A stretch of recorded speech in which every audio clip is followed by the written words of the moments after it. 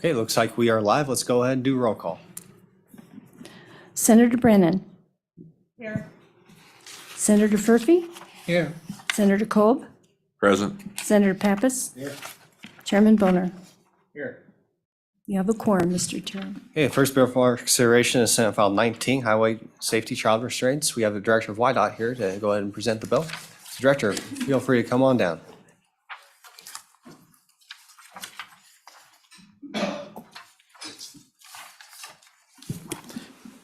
Yeah, come on up. Yeah. Mr. Chairman, members of the committee, hey, welcome. You know, it's a pleasure to be back in front of you. For the record, Luke Reiner is the named director of YDOT, and we'll look forward to multiple testimonies today. For this one, Mr. Chairman, it certainly is a bill that we worked through the interim, and I actually would like to turn over the testimony to Lieutenant Colonel Walther and then to Lieutenant Reagan. I would, however, also like to invite Colonel Cameron, and I'm going to take a seat back and let him. It is my pleasure to introduce to you the newest colonel in the Wyoming Highway Patrol, Colonel Cameron. So he joins us from the great state of Maryland, where he spent 16 years as a sheriff, and then certainly lots of years in law enforcement, primarily in as a sheriff's deputy before that. Welcome addition. He actually swore in here, I think on the 3rd of January. So, but he's jumped in with both feet. And with that, with your leave, I'll take a seat back there and leave this in their capable hand. Okay, thank you, Director.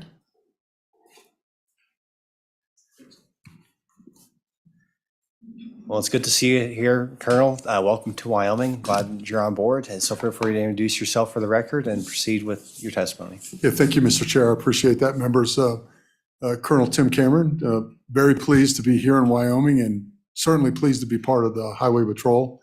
I was a sheriff in Maryland for 16 years and retired from that same agency prior to being sheriff. I served for 25 years. So I have about 42 years in law enforcement. With some experience with the Maryland legislature.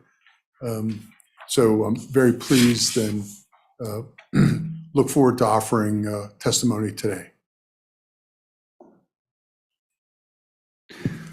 Mr. Chairman, Josh Walther, Lieutenant Colonel for the Wyoming Highway Patrol. Before we turn this over to our resident expert, Lieutenant Reagan on the end here, just want to kick us off on this bill. So WHP has some guiding principles that we adhere to, 5 guiding principles actually. The top 2 are safety first and helping people. So anytime we have a chance to check off both those boxes or either one of those boxes, we certainly seize the opportunity.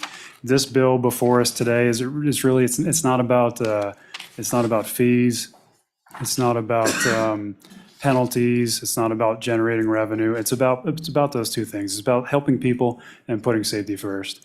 So when Lieutenant Reagan here starts through the couple of slides that we presented to you, you'll see that this is exactly what this pertains to. This is about education, reducing fatalities, injuries, and helping people essentially put safety first, especially for our kiddos. I mean, this is for folks who can't make decisions on their own and rely on us to do that for them. Really what you'll see is we would like to join a growing number of states that are jumping on board with this and really trusting in national research. We've discussed many times before that Wyoming likes to do things her way. But this is one of those where there's so much research behind this that we certainly need to consider it and take this bill seriously. The person on the end here is our Lieutenant Dustin Reagan, who is in our commercial carrier section, but he's also one of our resident experts on child seat safety and in fact teaches one of our classes. So without further ado, I'll turn it over to Lieutenant Reagan. Chairman. Dustin Reagan, Lieutenant with the Wyoming Highway Patrol, also one of our state lead instructors for child passenger safety for NHTSA and the state of Wyoming. Thank you today. I'm happy to be here. I want to talk about this very important bill for child passenger safety. Both NHTSA, the National Highway Traffic Safety Administration, and then also the Academy of Pediatrics, they've all joined together back in 2018 to do a lot of research, and they updated their recommendations when it comes to child passenger safety, specifically with regards to rear-facing child restraints. Due to the way that children are built, we all know that they're disproportionate. Their heads are much larger. They don't have head and neck control and things of that nature, which is why it's actually very important to try to keep them in a rear-facing position as long as possible.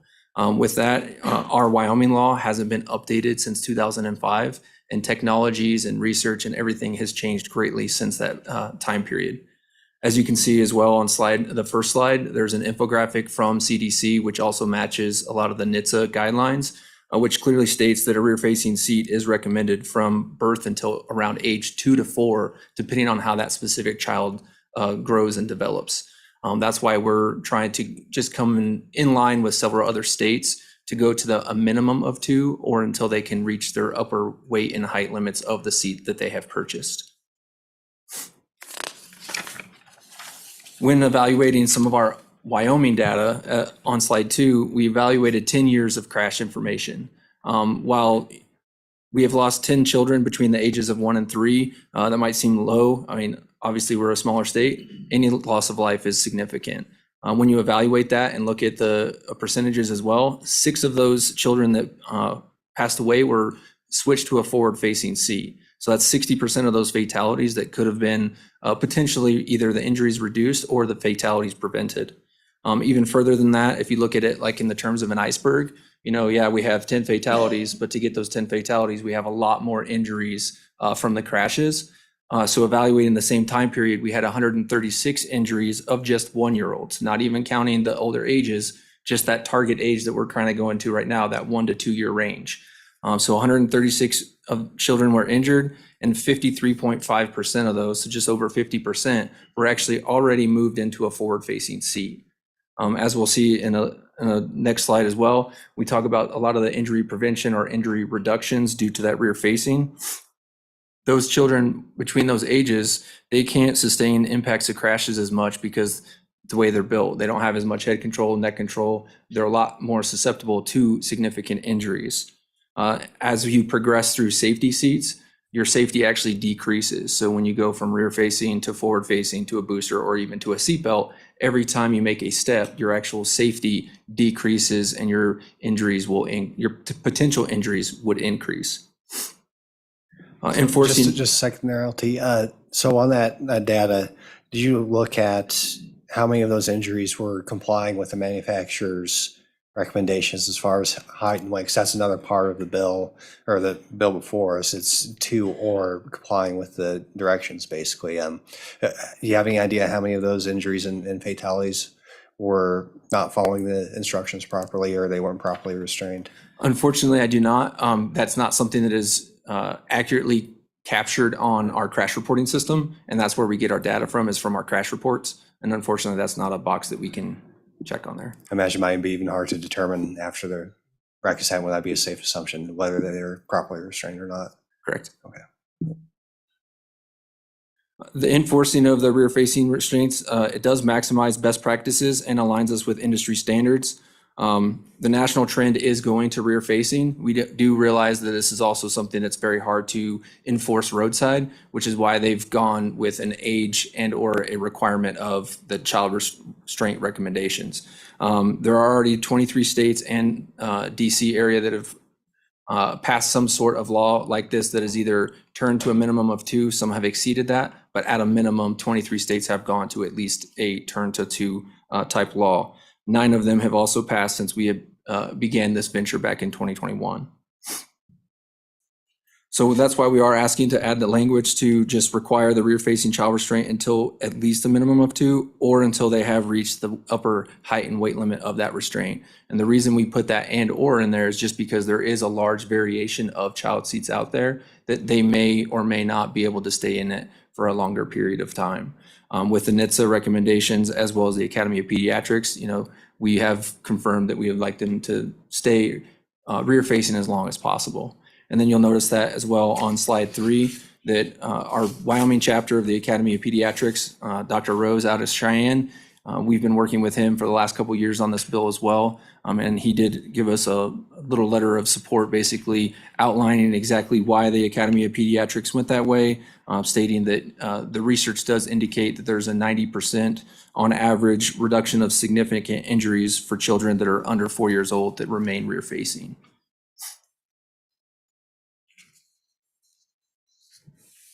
Okay, any questions, committee?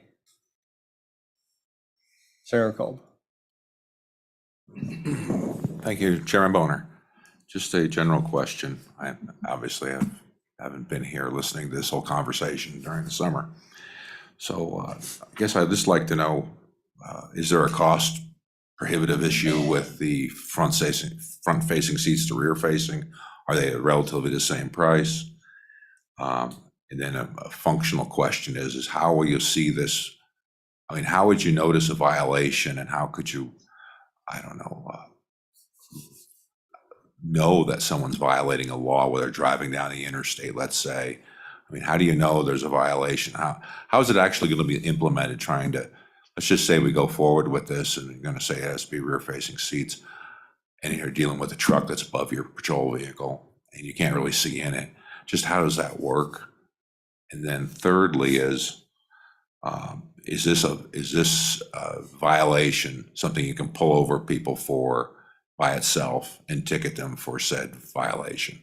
Kind of like an adult not having a seatbelt on type of situation. And I'm sorry if I asked those questions a little crudely, but forgive me. But thank you.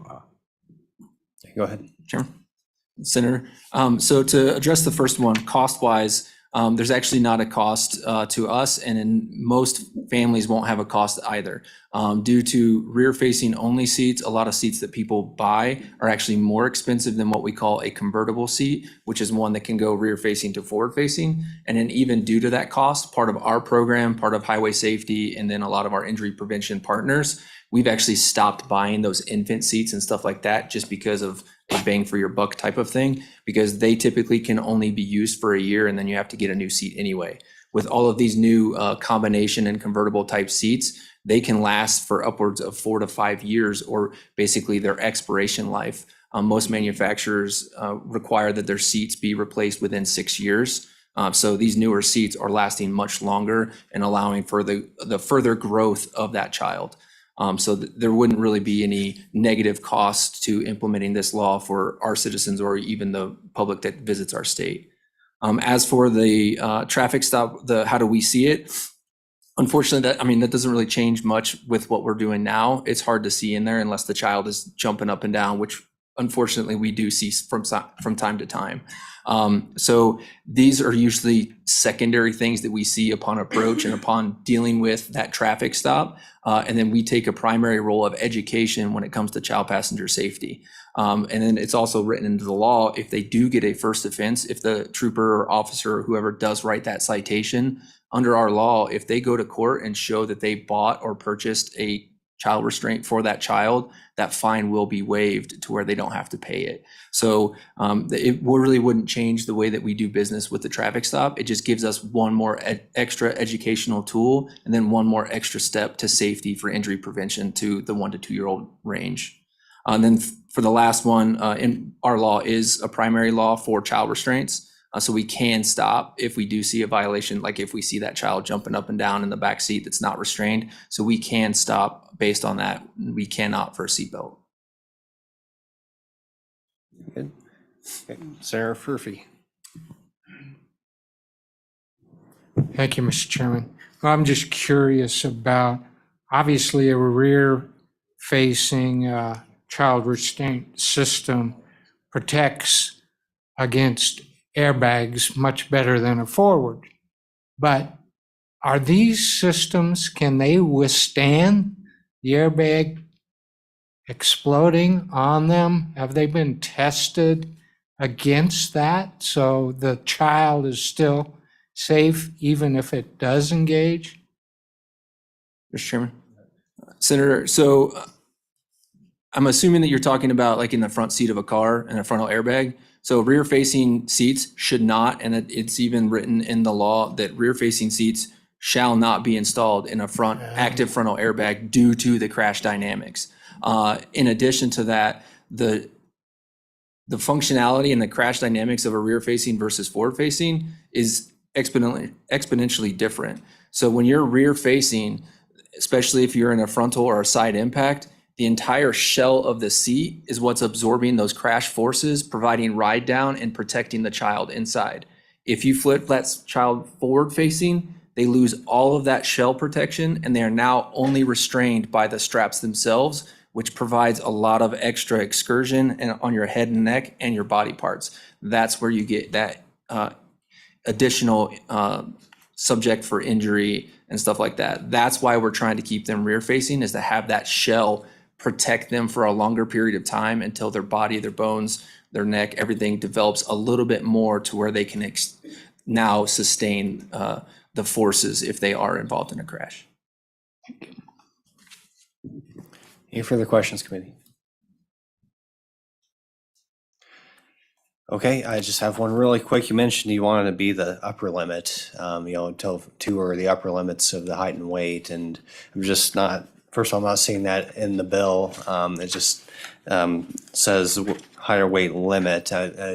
Why I just read that is simply being within the range of allowable height and weight for a particular configuration of a seat. And I want to make sure I understand the way the bill's written. I want to make sure I understand the intent, make sure that's meshing up. And I guess that's kind of gets back to the enforcement question. How do you, absent the kid jumping up and down on the seat, I mean, do you simply ask the parent how tall and how much their kid weighs? Or, I mean, how do you know if they're complying with the manufacturer's directions, I guess?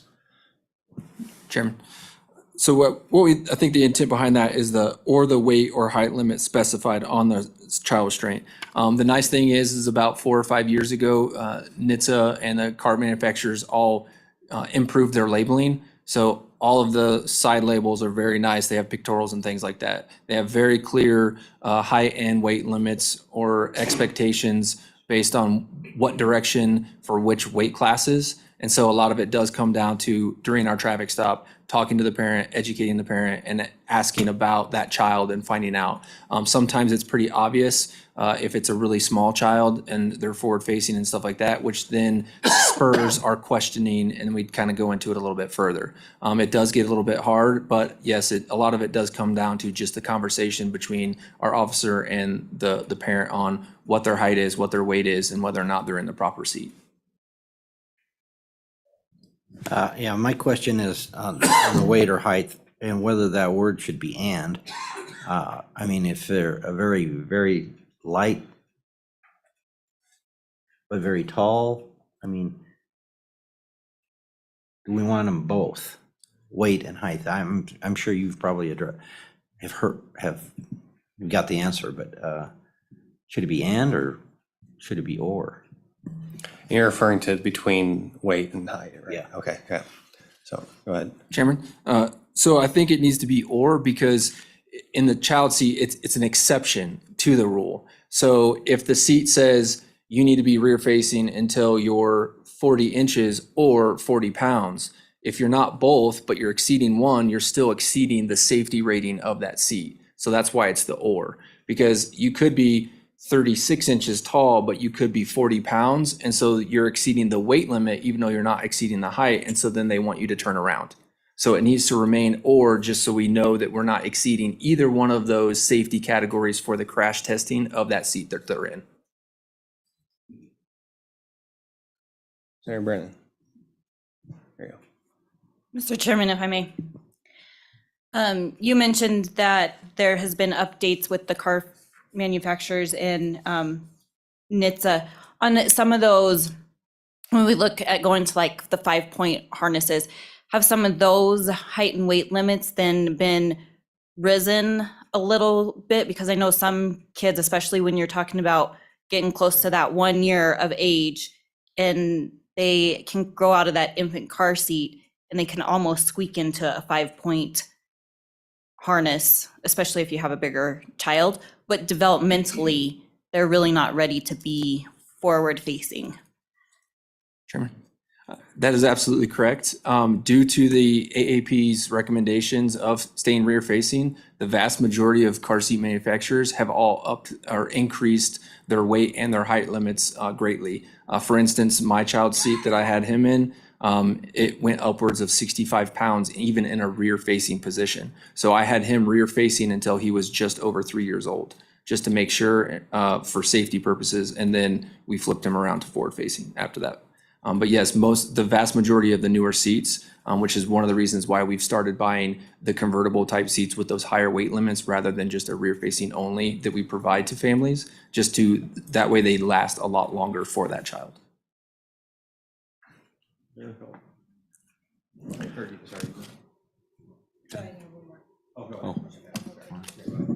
yeah. Mr. Chairman, if I may. So then on those, now I've lost my train of thought. So go ahead, it'll come back to me if I. Well, sorry. Thank you, Mr. Chairman. I just, first I had more of a profound question. Why now? Why did it take so long, I guess, for us to get to this point? Because these seats have been available for a while. So I'm just curious on what spurred this on. And then I did have a verbiage question, as was discussed on page 2, line 16, when it went into the height and weight conversation. Why couldn't we just as specified by the manufacturer? I don't know what we're getting into this roller coaster of height and weight business. The manufacturer is going to specify certain things with their seat, if I understand that correctly, or maybe I don't. But why couldn't we clean it up and make it less ambiguous? Question. Thank you. Mr. Chairman. So we've actually been working on this for approximately 4 years. I was just now invited to testify with this. I don't know why it took so long to get to this point, but I know that we have been working on it. I have been working with Dr. Rose and our team and our prior colonel and stuff for approximately 4 years to try to get us on board and stay us in line with industry standards. Then for the verbiage part, that's once again trying to get in line with industry standards in most of the other states. Because we do realize that there are still some seats out there that have the lower requirements or the lower weight and heights. So until all of those seats are out of circulation, we couldn't mandate that they are rear facing until 2, because then there would be a cost. That parent would have to go and buy a new seat that's rear facing that could comply with the law. So that's why we gave either a minimum of 2 or until your seat, you've already exceeded that, and then that they need to be turned forward facing. Obviously, within the next probably 3 to 4 years, when all of the older seats are out of circulation and you're into the completely new rotation of new technology, new testing, and new recommendations, at that point, then that potential part of the law might be able to be removed or not needed. Yeah, just I wouldn't call it a follow-up, but an anecdotal comment. I'll just say sometimes we pursue the perfect and forget, the big problems. So I witnessed literally a rear truckload of kids in a pickup truck. I personally made a phone call to the police to report that. Nothing happened. They went down the road with I don't know how many kids were back there. They were actually traveling somewhere else. And is there some place that folks could report that? And maybe it's not the right way to ask this, but I am very concerned about it. And we're here talking about a safety restraint that's forward or backwards facing. And we got a bucket full of children in the back of a truck, which I know if they ever got into an accident, it would probably kill them. And it concerns me greatly. So is there something that you can say to the general public on what to do about that? Like, can we report folks? I don't know. And it deeply offends me that happened and it wasn't taken care of. So anyway, thank you for your comments. Is that already against the law? I guess that's the question, right? Yeah. Yes, and he can report it to either Pound Help or to our dispatch center, as a traffic complaint, and then they'll get it to the right people to go and review it and try to catch him. Senator Brennan, are you good to go? No. Okay. All right. Fair enough. Okay. So any more questions? Okay, thank you, gentlemen. Appreciate it. We'll go ahead. Mr. Chairman, Go ahead. I'd like to move the bill. Okay, well, usually like to. Oh, God, We'll see if there's any more testimony here. Got a good explanation from the agency? Yeah, I forgot Yeah, about yeah. public testimony. Right, yeah. We need that. Need a little bit of that. So any public comment on this? So anybody in the room, anybody online, raise your hand. Okay, just gotta check. You were anticipating the next move. Okay, going once, going twice, public comment is closed. Mr. Chairman, I'd what's like your to move pleasure? the bill, please. Go ahead. Okay, moved by Senator Pappas. Second. Second by Senator Furphy. Any discussion, committee? Discussion? Any amendments? Okay, question being called. Let's go and do a roll call. Senator Brennan? Aye. Senator Furphy? Aye. Senator Kolb? Aye. Senator Pappas? Chairman Boner? Aye. 5 ayes.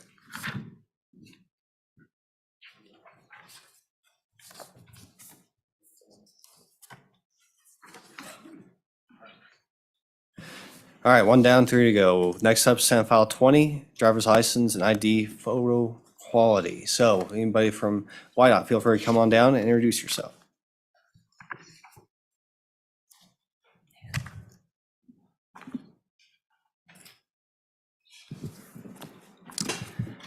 Chairman, members of the committee, my name is Misty Zimmerman. I am the program manager for driver services here at YDOT. We bring this bill to you, to do a couple things. One is to highlight the driver's license credential that we have in the state of Wyoming that provides a secure credential for our citizens, and also talk a little bit about the reason behind it. So back in 2019, Wyoming moved to a new polycarbonate card that replaced our previous PVC card. I believe that you received a handout that was sent to you earlier. The polycarbonate card has moved us into the current standards that are set out by our association that we follow, and has allowed us to provide a credential that is significantly more secure than the previous one that was done on PVC. Polycarbonate card is a multi-layer structure that actually pulls ink out of the substrate instead of printing on the card. So it tends to be more difficult to counterfeit that, as well as more difficult to alter the existing card. A couple of things that we're, like I said, the security is one of the main focuses that we have on here. And currently, right now, our photo is in statute is required to be color.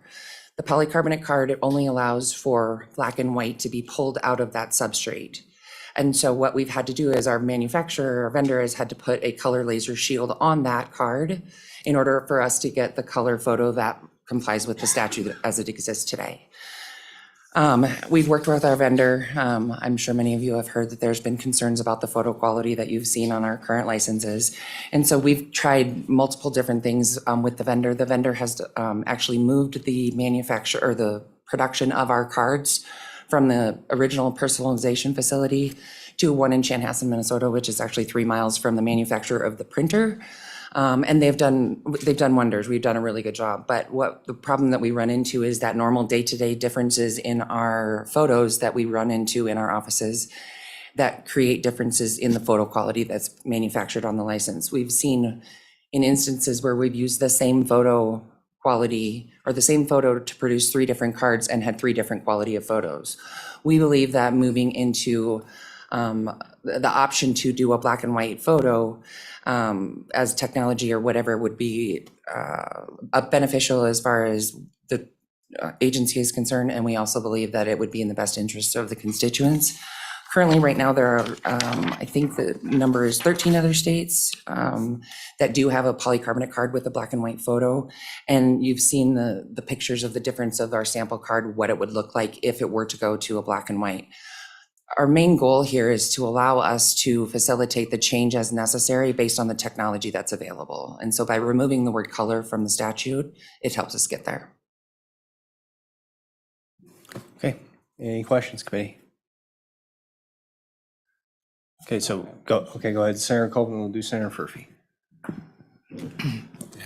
Thank you, Mr. Chairman. So this, I guess the general question is no one else in the United States of America, in any place or corner of the country, has figured out how to resolve the issue with printing on a secure background that has obviously varying features to it. Or is that, the first question, is it no one else that can figure this out? I suppose I'll follow up, Mr. Chairman. Chairman, Senator Kolb, there are multiple jurisdictions that do this. We believe that the polycarbonate card is the most secure substrate that our credential can be printed on. The PVC cards that was our previous license where you were able to print different colors on, you can buy that pack of PVC, and I've actually received a counterfeit Wyoming driver's license with the Liberty Bell as the hologram on the back, because that's what the counterfeit believed that our Devil's Tower looked like, because that's what it was before. There are ways, definitely, but we honestly think that this polycarbonate card is the way that the industry is moving, and we think it is in the best interest of security in order for us to move that way as well. Obviously, thank you, Mr. Chairman. Obviously, I did a terrible job trying to explain my question, so I'll try it again. My question is, in the United States, out of all the states in the United States, no one has figured out how to get a correct color photo using this style of card. I don't, the rest of it's, I understand that. You're doing the right thing. The question I have is, this has bamboozled the brightest minds in the United States of America, and no one's been able to do this. I guess I'm just surprised if that's, well, that was my question. Did I do a good job this time? Chairman, Senator Kolb, yes, no one has figured it out. Wyoming was the first state to have the color laser shield on a polycarbonate card, and we have done everything in our best attempt to make that work. We were the first state to try to put a color photo on a polycarbonate card because of our statute. And so just so I understand, that's because perhaps other states do not have this requirement, that, we're kind of the odd person out. Maybe there's not much of a motivation to go out and figure out this, perhaps not hugely technical challenge, but there's just not that much of a market for it, I'm guessing. Would that be correct? I can't speak for the other states, Chairman, but I do believe that the way the polycarbonate card is built, you cannot pull colored ink out of the substrate. So in order to do that, you would have to have the shield, and no one has been able to figure it out to this point. Okay, fair enough. Senator Furphy. Thank you, Mr. Chairman. Let me ask about the cost. The cost of creating the cards now is, even though they're black and white, I just renewed my driver's license in black and white, is it less expensive than what we used to do with the color photos? Chairman Boner, Senator Furphy, there's no cost associated with this change. Our manufacturer has provided this to us as a trial initially, and so now that we've worked through this, and it's not working, they will remove that color laser shield, and there will not be any additional costs for it.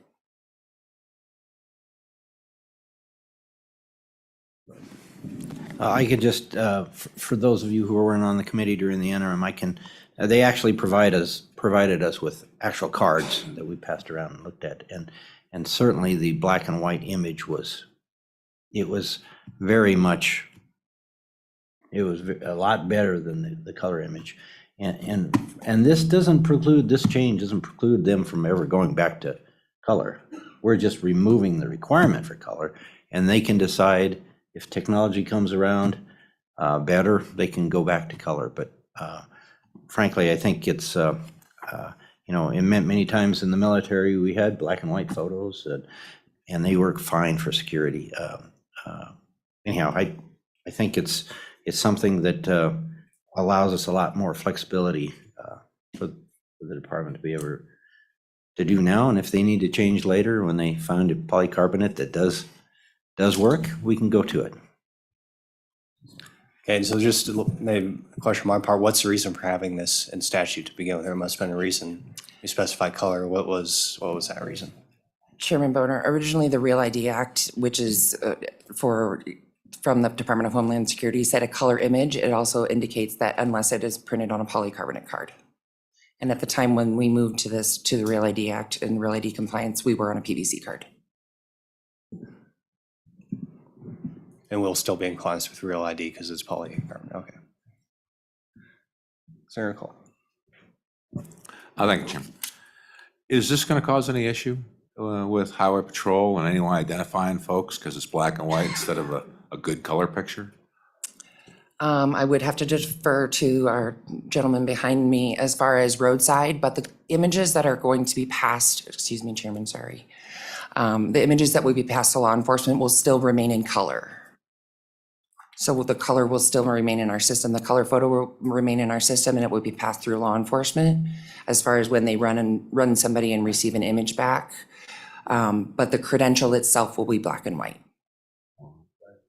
Will it be not as it is in the licenses now, or would it be a real color picture that they'd receive? I mean, would it be a picture that looks like the driver's license that we're currently seeing, or would it be a altered image because of the background? Would it be a regular picture? Chairman, Senator Kolb, are you speaking of the picture that is returned through the inlet system and through the enforcement system, or are you talking about what law enforcement sees roadside? What law enforcement sees? Go with Highway Patrol here. So yeah. Mr. Chairman, Senator, so what we do see on our side is we get a return from inlets and it is the full color image large on our tablet. So even though the image, because we get this from numerous other states that are black and white photos, their photo on their ID will actually be black and white, but the image that we get back in our tablet is a full-size color photo for us to ID. Thank you. All right, any further questions, committee? Okay, thank you very much. Appreciate it. Any public testimony on this one? Representative Brown, come on down. Mr. Chairman, members of the Transportation Committee, look forward to seeing you guys a little bit more during the interim as well. I bring to you a potential amendment and a consideration for you guys that was brought to me by a constituent. My constituent is a breast cancer survivor, and in the process of surviving breast cancer, she went through chemotherapy and lost all of her hair. And in the process of losing all of her hair, she also had to renew her driver's license. When she renewed her driver's license, she had no hair, and she's embarrassed by that picture. Well, our statutes require us to update your picture every 8 years. So what my constituent, who's also an attorney, looked at was, there's a potential here for us to say, hey, we'd like to see if there's a way we can fix this for any cancer surviving patient. Well, she sent me some language, and then I spoke with YDOT, and YDOT had subsequently sent me some additional language that I think is even better, because there's some additional opportunities here that are not necessarily presented in this particular bill as is. But the title of this bill, as you look at it, is an act relating to driver's licenses and identification cards. That's pretty broad. I feel like this is an opportunity. One thing that I've learned in the legislature over the past 7 years is you don't just have one horse in the race. You look for different avenues to fix a problem. And this is a problem that I would like to try to fix for my constituent. So I would submit to you, I do not have the amendment prepared. It was received about 20 minutes before you guys came into here, but it's pretty simple language that I would ask the committee to consider for adoption. And it would just simply go at the bottom of this in section 2. You would create a new section 2 and then have section 3. And it would basically just say, the department shall adopt rules and regulations necessary to carry out the provisions of this section and the requirements of the Real ID Act. What that would allow the department to do at this point would allow the department to adapt their rules as necessary for any cancer surviving patient, anything else that may come up. I know that there's also some religious exemptions for wearing maybe a turban on the head or some other head covering that may be that may not be permitted by law right now. But this would give the Department of Transportation that opportunity to be able to manipulate what they need to without us having to pass it in statute every single time that we have something else that comes up. So, Mr. Chairman, that's all I bring to the committee for consideration, is a constituent concern and an easy way for us to fix something that affects truly affects quite a few people. Just an opportunity for us to make something right. I stand for any questions. Okay, and so you're suggesting we just add rulemaking authority to the bill? And, okay, so I guess it's my understanding that rulemaking authority is generally related to the changes that are specifically in the legislation. It's just not a carte blanche thing where the department can do whatever they want. Am I mistaken there, or?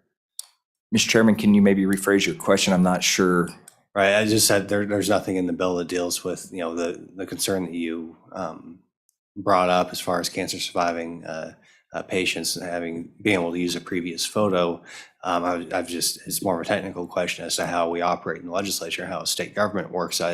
So under the impression that we give an agency rulemaking authority as part of a bill, it's dealing strictly with the provisions of the bill. It doesn't allow them to do something that isn't in the legislation necessarily. So I just want to make sure that we are, in fact, that's the route that we take, that it does, in fact, take care of your concerns, whether we need some actual language in there to modify that allows them to go ahead and do that. Maybe that's a question for the department, if that's the feedback that you got based off of, your previously has specific language. Certainly. So, just a technical question, I suppose. Certainly, Mr. Chairman, and I would certainly welcome the department to answer their side of this. What I would also say is the language that they sent me as a recommendation, as opposed to my very specific information, really does just allow them to make sure that they are applying anything with the Real ID Act. The Real ID Act being what they are complying with at the federal level to make sure that all of our licenses are meeting that criteria.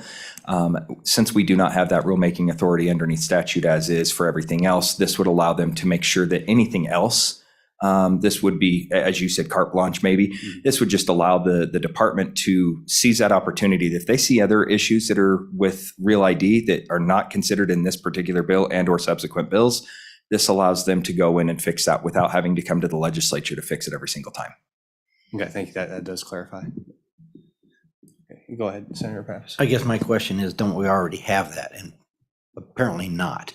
So, because I would have thought they already had that authority. Mr. Chairman, it is my understanding to my constituent who brought this to my concern is they were on their 8 years, and so it was time for a new photo. And there was no exemption allowed because it had been 8 years since this had been processed. And so I do think that would be a consideration that the department would be looking at that point. If it's something that was utilized from previous time, maybe it's a new picture being brought in. But the fact that she was brought up in the 4-year mark, and then she would have to reutilize that picture. Otherwise, she has to come in, stand in line, wait to take the picture, go through the whole process again. So.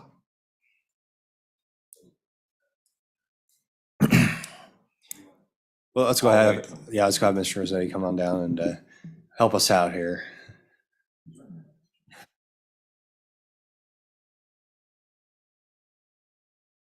So, Mr. Rossetti, if you have any additional information based off the discussion we've had on this topic, then we'll get to Senator Kolb here. Certainly. Mr. Chairman, Taylor Rossetti, Support Services at WYDOT. And I think as Representative Brown and I kind of discussed this today, we do have some broad rulemaking authority in 317103, and that's really kind of for the broad act. I think there's a couple of ways we could look at this. What we hear from you guys today is that there's some interest in trying to address these issues related to the image specifically, and I think we probably could do that underneath that broad authority. It's not strictly clear that we could do that under that broad authority, but we do have broad authority to make rules and regulations within this section. I think as the way that Representative Brown presented this, it would be clear that would be limited to just section 317115, which is really kind of the images and how we produce that card. And what that would be essentially is just rules related to that. In the instance that is mentioned and talked about here, we could make a rule that would allow for you to use your old picture, just like if you do a mail-in renewal now. You can do that basically as long as we get a new picture every 16 years. So I think in a medical issue, that's likely to be resolved before it becomes a problem. So that there are some ways to do this that we could clarify. I think in my opinion, probably a policy decision for you guys to wrestle with. If you guys want to just assign us direction and have us use our broad rulemaking authority, we'll take that direction and put that in rules. or we can be very specific and have some rulemaking authority as it relates to this. I would take your guys' direction on that. Yeah, that does help. Thank you. Senator Kolb. Thank you, Chairman Bonner. Just a general question about how people can go in and ask. I guess, can you go in after you got your license renewed and ask to go through another process to get the license reissued? Can you pay a fee for that to reissue said license, say if things changed? Like my hair turned gray and it used to be dark. Not that I'm comparing that with someone's misfortune of cancer, but a lot of folks, a lot of things happen. I got purple hair, I don't like my fixture. Can I go in and get it redone? Mr. Chairman, Senator Kolb, you can. That may also be one of the advantages of going to the black and white, unless it went, from stark black to gray. Oh, it did. The black and white hair would just indicate you had hair. But to answer your question succinctly, yes, you can do that. Okay, any further questions, committee? Okay, thank you. Any further public comment? Okay, anything online? Okay. Going once, going twice, public comment is closed. Committee, what's your pleasure?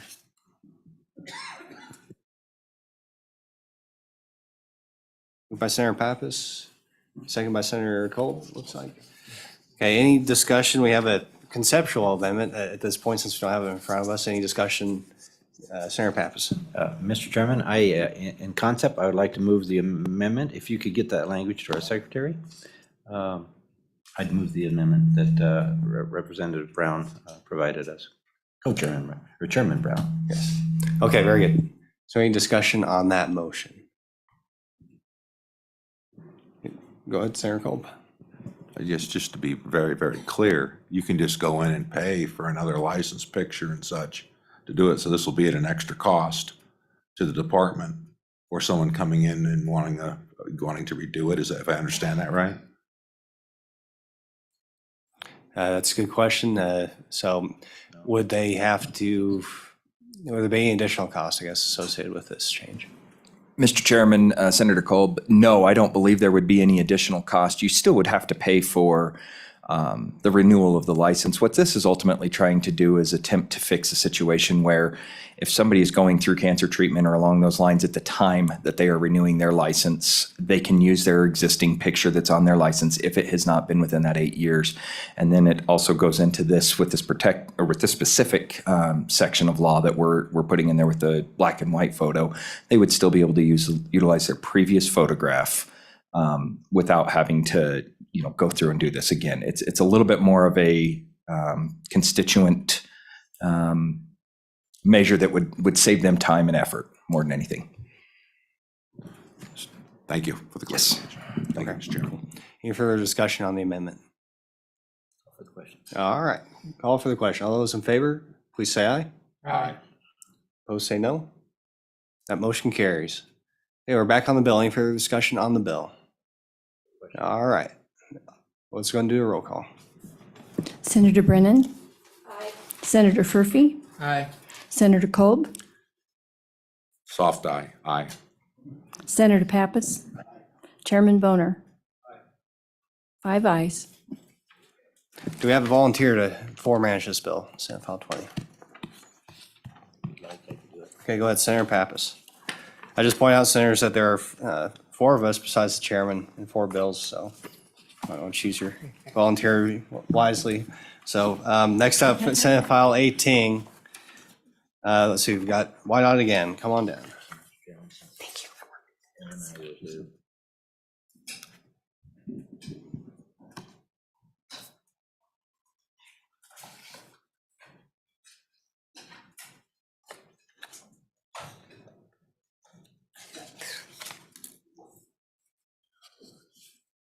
Sounds good.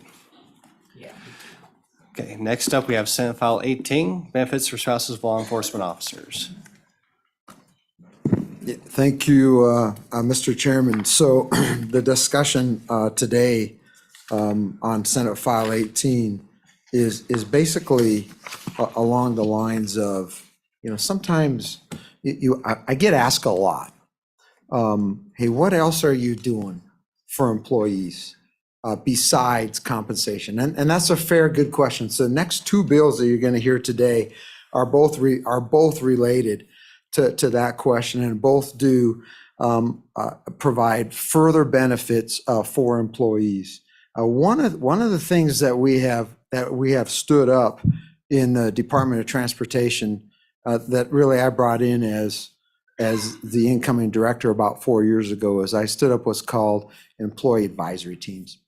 And so it's been highly successful in terms of communicating up and down the line from me down. And also what it does is it provides an opportunity for a team of employees to have access to senior leadership at DOT and address concerns. And we've really had a lot of success in that area in terms of identifying issues, some of them policy issues, some of them statutory issues that are out there that affect employees that we may or may not know about at our level. The idea or the concept that you're going to hear here today on Senate File 18 came from the field. It came from our troopers through that avenue. And when we listened to the issue, it was like, man, you're exactly right. I think we need to do something about this. And so as we were sitting talking, the discussion became, Director, you're really interested in, retaining us, which we are, and we have that discussion because I'd much rather retain you than recruit, your replacement. And so one of the issues that came up was benefits if you're killed in the line of duty. Now, a little bit of background here, just to understand, is there's 2 law enforcement retirement plans in the state. And it's really important to understand the difference there. Is one of the law enforcement plans is the Game and Fish, Troopers, and DCI. So that group is lumped together, and that's really this discussion, obviously, that affects the law enforcement professionals in the Department of Transportation. Then the other law enforcement plan is all the rest of the law enforcement in the state. Okay? And so as the troopers came to me and said, here's the deal. If we are killed in the line of duty, we receive 50% of our pay. And, and actually we don't receive it if we're killed. It's our loved one that receives it, right? Our spouse. However, if, I retire at, 30, at later on, I mean, if I'm retired, I actually get more. And so if I'm sitting there at 25 years and I retire, I get more than the 50%. But if I'm killed in the line of duty, my spouse just gets 50%. And so it's not an incentive to stay. And so you start doing a little bit of forensic research on that, and it's not the same in the other plan. The other plan basically has a higher benefit in terms of if you were killed in line of duty. And there's some other items that jumped up just in terms of what happens if you're killed not in the line of duty, and those weren't the same. And so what we looked at there was saying, hey, let me call my buddy down at retirement, Mr. Swindell. And so I said, hey, have we lost our mind? And is there a way that we could sort of level the playing field here? And he actually, and he's here, thank you very much. He actually really helped us work through that issue by saying, yeah, there is a difference between the 2 plans, and it probably would be good to level the playing field in terms of what happens if you're killed in the line of duty. It's not one of those things we like to talk about, right? But it is certainly in the law enforcement realm a possibility that happens, and it's not one that we should take for granted, just in terms of peace of mind for spouses, et cetera. One of the other things that really came up was the definition of of your final actual salary, and there is different definitions of that throughout the statute. So, Mr. Chairman, that's really the background here. What this statute does is it basically increases the death benefit if you're killed in the line of duty for the program that the troopers, Game and Fish, and DCI are in, and makes it equal to the other three.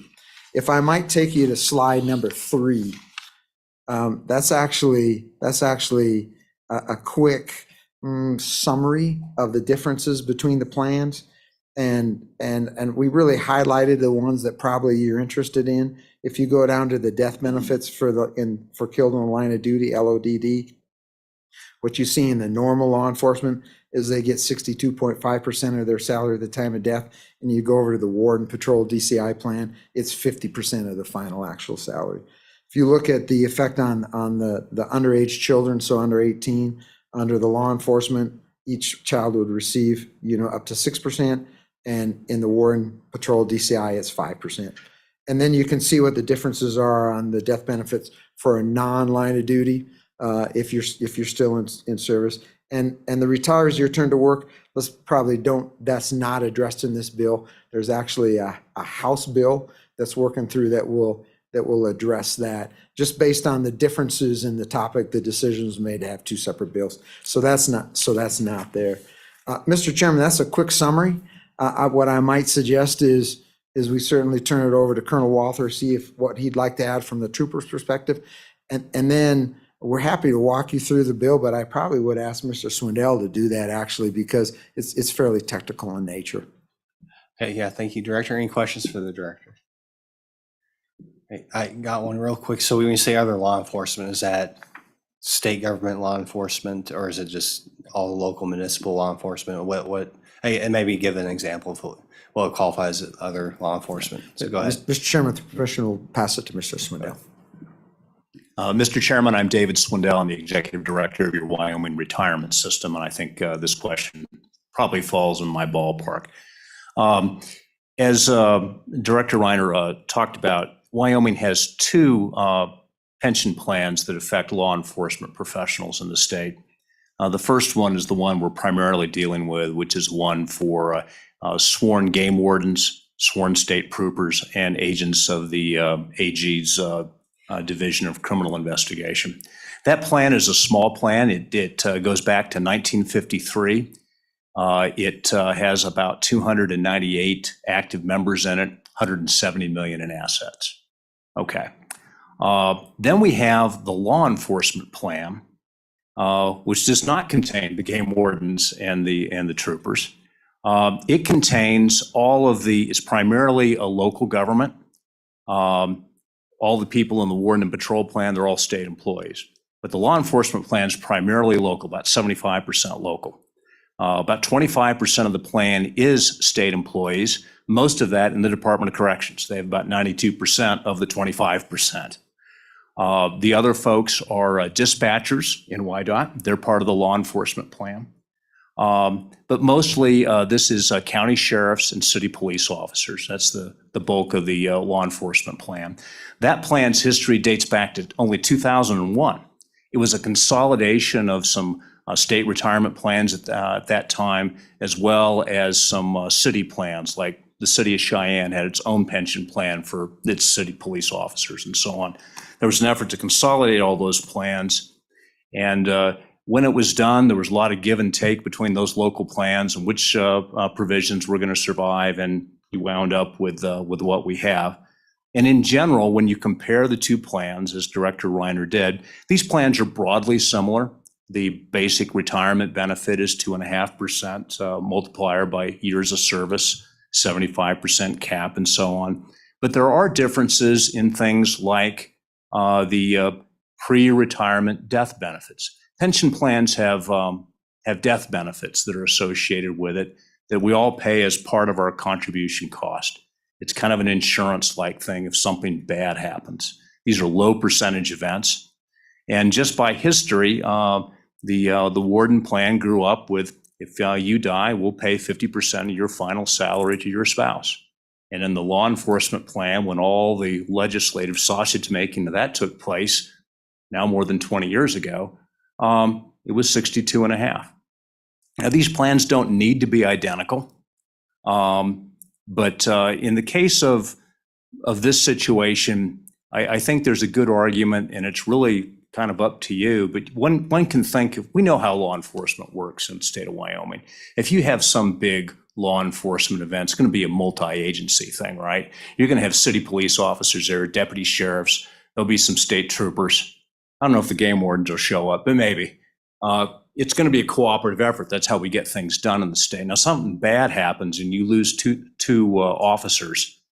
I think a lot of folks would say the spouses should be treated similarly in terms of their benefit as a percentage of their officer's salary. And this bill attempts to do that. And if we change the definition of final average salary to be the greater of these two calculations that are in the bill, well, then you got to make that change to the law enforcement plan. So there's a few changes to the law enforcement plan, more changes to the warden and patrol plan as we try to level the playing field here. While I'm talking, I'll just mention okay, this is going to cost some money, right? So we put our actuaries on it. Mr. Chairman, as I mentioned earlier, these are low percentage events. We don't have a lot of this. But there is some. We think that the increase in spousal benefits would cost, at present value, the actuaries put $90,000 on it out of a plan that has $170 million in assets. So yeah, it increases the liabilities of the plan a little bit, but it's not very much. On the law enforcement side, there's a few changes there. The definition of highest average salary, well, it's going to be the greater of these two formulas. There's a little loss there, but the actuary said it's so minor we can't even measure it. So there's really no measurable actuarial impact on the law enforcement plan. There is on the warden and patrol plan, but these are low percentage events, and it's not material to the finances of the warden and patrol plan. And as I mentioned in my earlier testimony in the interim committee, you will hear a little bit about the law enforcement plan. It probably needs a rate increase. We're going to attend the board's working on that now. They intend to bring a bill in the 2024 session.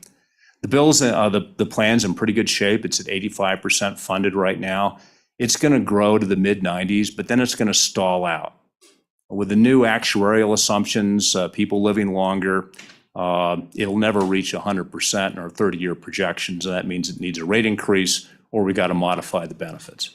And so the board's working on that, and we hope to bring a bill to the legislature next year. Right now, it's not urgent. Right? Yeah. It sounds like that'd be a different committee, right? The focus here is making sure that, it sounds like you don't want to lose people to your local county sheriffs and your local law enforcement. So any questions so far? Go ahead, Senator Kolb. Thank you, Chairman Boner. When was the last time this was updated?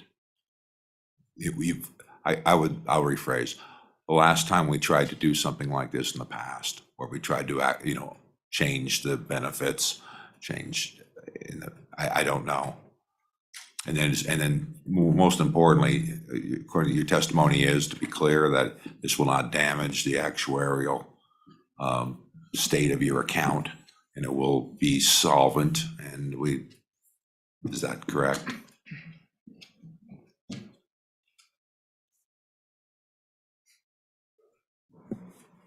Mr. Chairman, Senator Kolb, I'll answer your second question first. No, it will not materially affect the actuarial funding of the warden and patrol plan or the law enforcement plan. Again, we think it'll increase the liabilities of the plan a little bit. What you do in the actuarial business, we anticipate maybe these increase in payments, and we discount that back to present value, and that's what we do with all the pension liabilities. And it's about $90,000 against a plan that has $170 million. So you got to go to 3 digits to measure it, and that probably that implies more precision than really exists in these things. So that's the answer to your second question. The first question regarding when was the last time that that we messed with benefits and the benefit structure in the Warden and Patrol plan. I'm sure we have.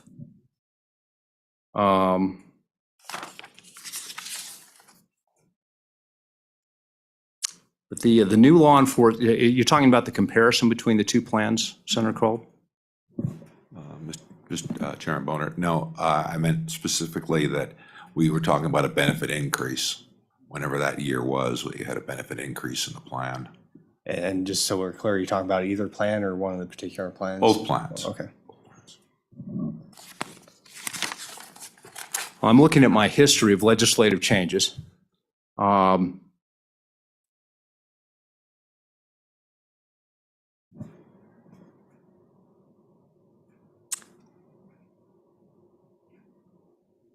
I don't see anything here to change the benefits under the plan, other than mostly it's been increasing the contribution rate. Just, yeah, thank you. So much as, if I don't, if it was 20 years ago or in the 1800s, that's kind of was my general question when things change. I mean, I don't expect you to go back to, 20, 50 years ago, but just as a general idea, if you know when it did change. That was the question. Senator Cole, I'm most familiar with the law enforcement plan. There hasn't been any benefit increases enacted in that plan since it was created in 2001. Okay, any further questions for either director? Okay, Colonel, you're up next. Mr. Chairman, committee, again, Josh Walther, Lieutenant Colonel for the Wyoming Highway Patrol. Yeah, I would just add a couple of things. You had made a comment, Mr. Chairman, about not wanting to lose people to the SO and PDs. And I got to tell you, this is, of course, with the president of the Wyoming Association of Sheriffs and Chiefs of Police back there, I need to be careful, but and this is truly, I said this a lot, this is a same team, different uniforms. We're okay losing people to the sheriff's departments and police departments as long as they're losing some to us. I mean, one of the things that we enjoy in this field with the two retirement systems is it's okay to put in a career in law enforcement, 15, 20, 25 years and retire from us or the police departments or sheriff's departments and continue in law enforcement. That's really what we want.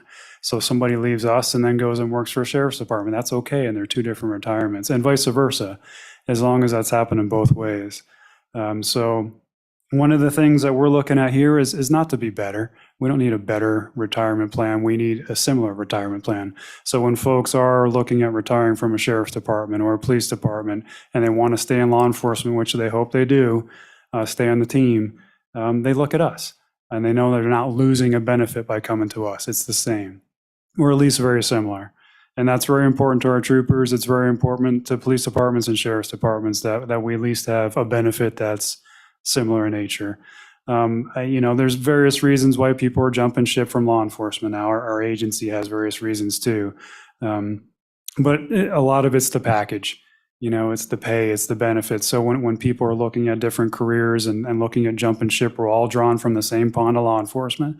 There's only so many people who are looking at engaging in law enforcement. So again, we're not trying to have the shiniest bait, just in the state of Wyoming, something that's equal to what the bigger plan is. Thank you, Mr. Chairman. Thank you. Any questions?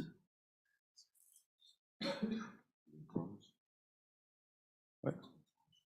Not yet? No. You got a question? Go ahead. Thank you, Chairman. Is this going to help us get more troopers? Is this going to be enough? Mr. Chairman, I don't think this change is going to cause a flood of troopers to come in. But what I believe it'll do is help the overall package. And that's what we're looking at here. And really more than anything about not losing additional folks. Because to be quite frank with you, Senator, this was brought to us by the boots on the ground.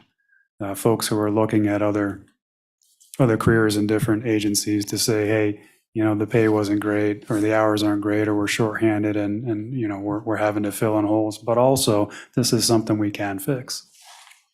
So do I think it's the fix-all? No, of course not. There's other things we need to fix, but I think this will go a long way to help and show that we're we're trying to fight for them to get things done proper. Yeah, support for them. Any further questions, committee? Okay, Mr. thank you. Chairman? Yeah, go ahead. I have one in the Army, we used to call this an alibi. Yeah. To answer Senator Kolb's question about the last time benefits were adjusted. Been reviewing my work. I think my answer on the law enforcement plan is correct, but on the warden and patrol plan, because I think you may be interested in that one as well. The benefit was increased in 2001 as part of that package. The multiplier went up from 2.25% to 2.5%. And what a multiplier is, just so everybody knows, it's the percentage of salary times your years of service. And so we call that the multiplier. And it was increased to 2.5% from 2.25% in 2001. Okay, thank you. Appreciate that. All right, so I guess just briefly, Director, if you can walk us through the bill and how it's laid out, I think that'd be beneficial. And maybe point out which portions of the bill deal with which plan. I think that'd be pretty good. All right, Mr. Chairman, I'm not an attorney. I'm not the best at walking through the bill, but I'll do the best I can. This first part in Section 1 deals with the law enforcement plan. And the way the law is structured is you actually have the Wyoming Retirement Act, and that has the basic language for the public employee plan, the Air Guard firefighter plan, and the law enforcement plan. So actually, in some ways, the law enforcement plan is actually kind of a son or daughter of the main public employee plan, whereas the Warden and Patrol plan has its own separate set of statutes. So that's the way this bill is structured.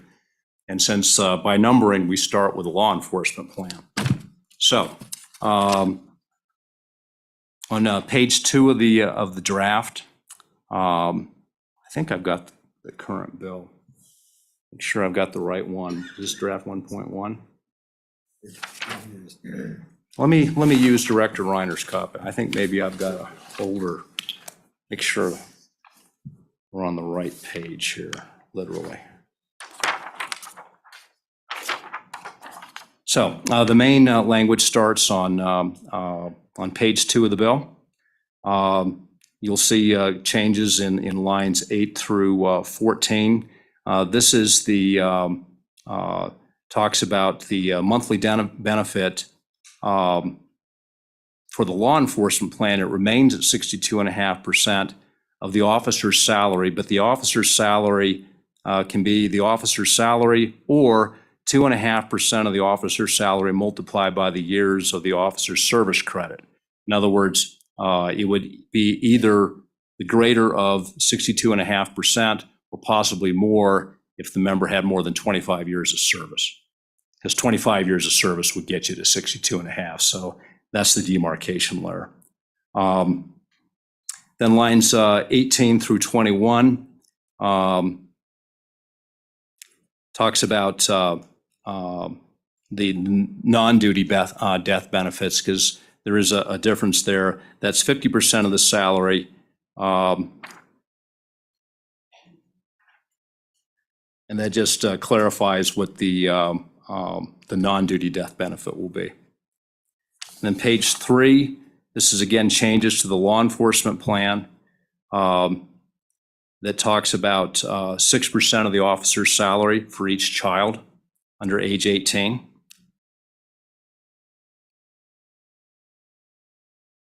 And then lines 15 through 21 talks about the highest average salary being the final salary or the highest average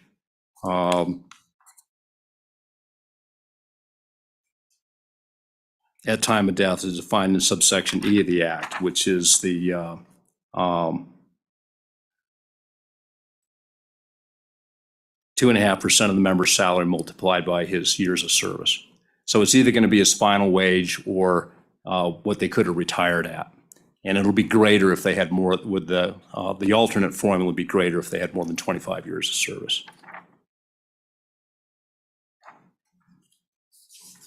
Page 5 Yeah, I think. Oh, yeah. This is the sections on payment on death. This is duty related, and it has those same changes. 2.5% of the member's salary or the final salary, and 6% to the children. And that's continued on page 5, where again, the member's salary for determining this death benefit shall be either the greater of these two methods, either the highest average salary at time of death or the member's final actual salary. And then 9-614 on page 5 gets into payment on death, not duty related. This would be if somebody died of cancer or something like that. And it goes through those same details. And I think the other change in the bill is previously the total non-duty death benefit used to be limited to 60%, and this would allow it to be equal to 100% of salary. And that's on page 6. And then we're on to somewhere here we crossed over into 9-614. These are the changes that impact the warden and patrol plan. That's that part of the statute. Okay, so just be clear, on page 5, line 14, that's when we cross over into warden and patrol. It's not. It's actually on page 4. It's Okay. 9-3613. That's warden and patrol section. I got confused. I'm not an attorney. I don't walk through bills very much. Hopefully this is useful to you. If not, just cut me off, Mr. Chairman. I'm a sheeper, so this is actually pretty good. Go ahead. And so in the end, that's the substance of the act. The summary, basically, in the end, this bill increases the spousal benefit for pre-retirement duty-related death from 50% to 62.5% of salary in the warden and patrol plan, ensures that the benefit will be either the greater of this or 2.5% of the officer's salary multiplied by years of service, 25 years being kind of the demarcation point, and it increases the surviving child benefit from 5% of the officer's salary to 6%. And it has some changes to the law enforcement plan. It ensures that the duty-related spousal benefit will be the greater of either 62.5% of the officer's final salary, as it is now, or 2.5% of the salaries multiplied by years of service, which is a change, and increases the child benefit from 5% to 6%. And the intent is to make these death benefits similar between the two plans, and also to give credit to folks with more than 25 years of service. And there's an actuarial cost to this, but it's not significant in terms of the finances of the plan, as I described earlier. Okay. Thank you. Senator Kolb, you got a question? Thank you, Chairman Boner. Just particularly the transferability, if that exists, to a beyond a single spouse. I revert back to fireman A plan sometimes, and I'm definitely afraid of going down that road. The benefits under this plan are subject to the spouse at the time of retirement. And then, of course, it's the spouse at the time of death, and if it's a pre-retirement situation. So there isn't the similar ability to divorce at age 70 and marry someone who's 30 years and extend the liabilities of the plan. Thank you. Any further questions, committee? But thanks for remembering Fire Eye. Why do we have to? Never mind. All right. Any further questions for our state agencies here? Okay, thank you, gentlemen. Appreciate it. We have any public comment on this bill? Mr. Winnie, come on down.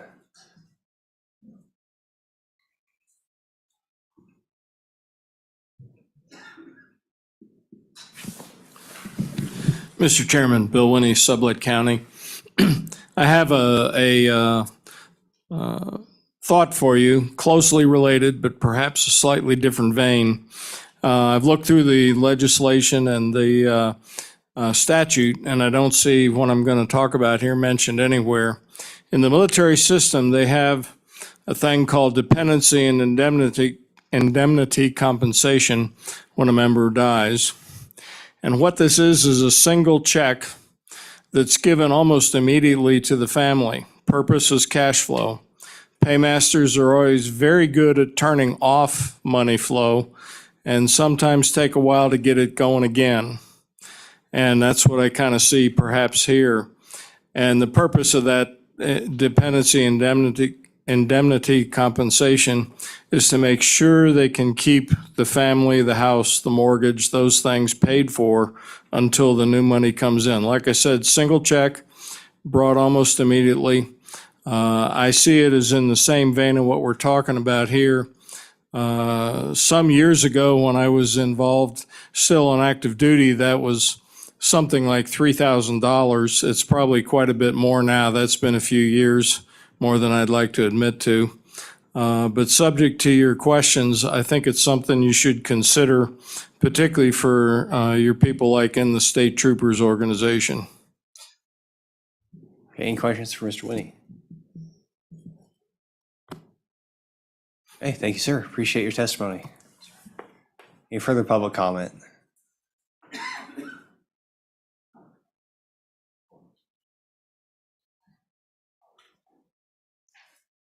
Well, welcome to Senate Transportation, Ms. Joe Cohen.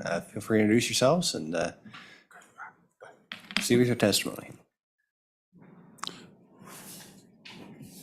Thank you, Mr. Chairman. Byron Odikoven, the Executive Director of the Wyoming Association of Sheriffs and Chiefs of Police.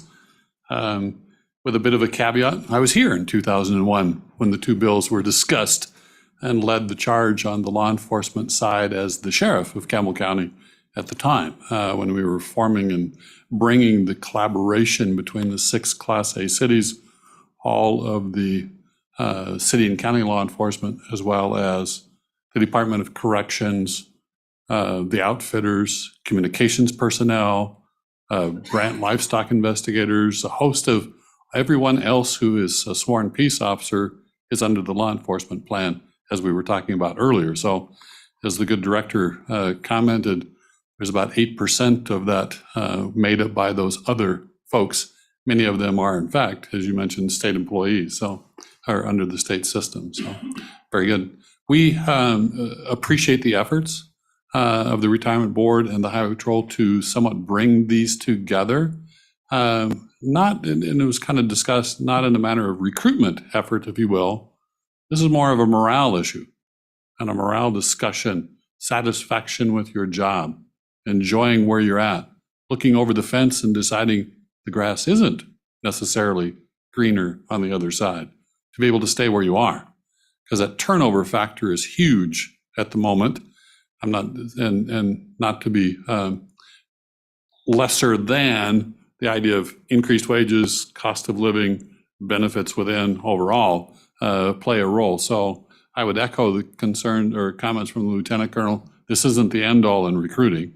This just helps with that little bit of morale and issue that may make a difference to a few, but it makes a big difference in the greater scheme of things as well. So we would support those efforts and look forward to working on the bill to seek its passage, Mr. Chairman. Okay, thank you. Any questions for the sheriffs and chiefs of police? Thank you, sir. Please proceed. Mr. Chairman, committee members, I'm Dan Shannon. I'm the Director for the Department of Corrections. I do recognize that the majority of this bill is to bring in line with DCI, troopers, and our game wardens as far as death benefit, I'm sorry. Track that, Mr. Chairman. There's also a small benefit to our law enforcement plan. And we heard our Lieutenant Colonel speak of the morale as well as our director from DOT indicate that this is something that isn't often spoke of. And it is true.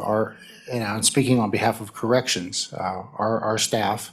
Mr. Chairman, you asked the amount. We have 568 officers and 123 pro agents that this could benefit.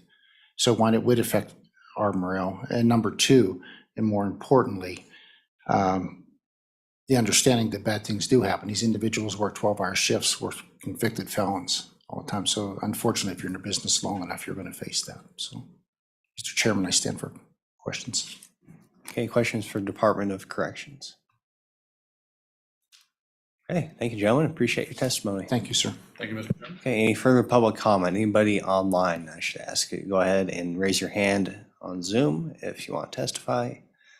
Anybody else in the room? Okay, going once, going twice. Public comment is closed. Committee, what's your pleasure? Senator Cole. Okay, whoa, Senator Furphy moves. Do I have a second?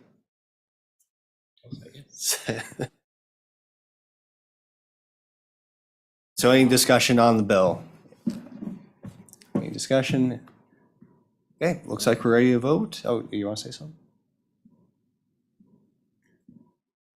I do. It's rather important. I Okay, want go to ahead. know the time to get death benefits going in case of a fatality with one of the highway patrol folks. How long does it take for money to get to their family?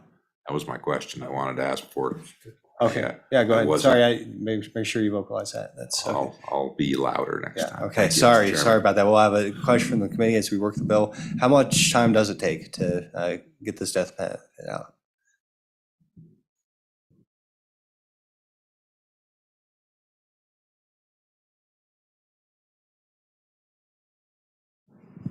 Mr. Chairman, Senator Kolb, again, Dave Swindell from the retirement system. We pay death benefits as part of a weekly run. And so, okay, 3 out of 4 weeks. There's 1 week we don't pay, but generally we pay weekly. If we had all the material in order, we're notified of the death. So I would say in general, I can represent, we will always pay within 30 days in a situation like this, but probably a little sooner. It all depends upon getting notified of the death and getting some paperwork arranged. But we pay during the month, and it doesn't have to wait till the end of the month. Thank you, good question. Okay. Any further discussion or questions on the bill? Okay, we'll go and do a roll call. Senator Brennan? Aye. Senator Furphy? Aye. Senator Kolb? Aye. Senator Pappas? Chairman Boner? Aye. 5 ayes. Okay, do we have a volunteer to take this one on the floor?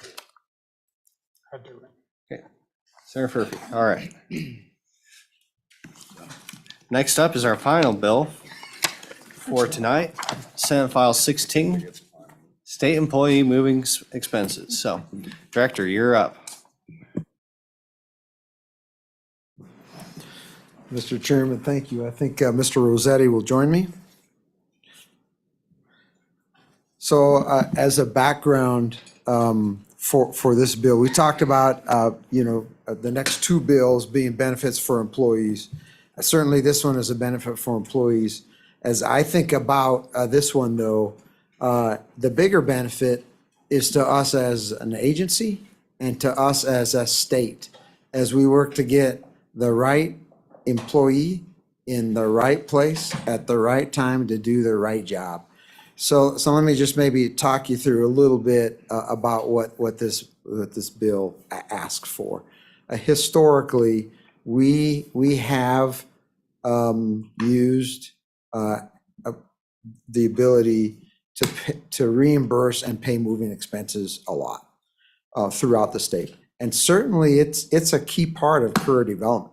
You can be an engineer in Lander as, what we would call a project engineer.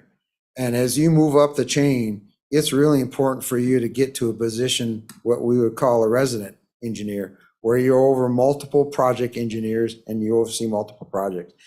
That may or may not occur to you that opportunity may or may not occur for you in Lander. You may need to move to take that position. And it's part of your seasoning, it's part of your learning, and it's part of you stepping up to the next level.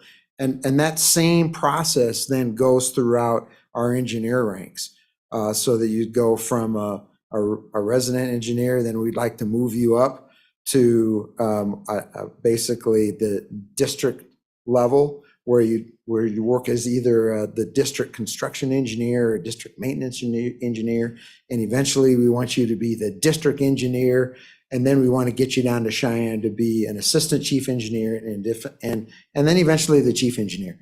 And so I always think that we as the leadership are responsible for, ensuring the training of the next generation of leaders of WYDOT. Because it's important for them, but it's important for us as a state to have the right talent, the right trained talent in the right job. And that doesn't happen without moving. The same thing applies to other career fields. The other one, typically example we would use would be troopers. So oftentimes if you want to be a trooper 3 or you want to be an officer on the trooper side, you need to move. So trooper 3s, typically you'd find those on our security detail. And so that's a move to Cheyenne, and it's a promotion. And right now we aren't doing that.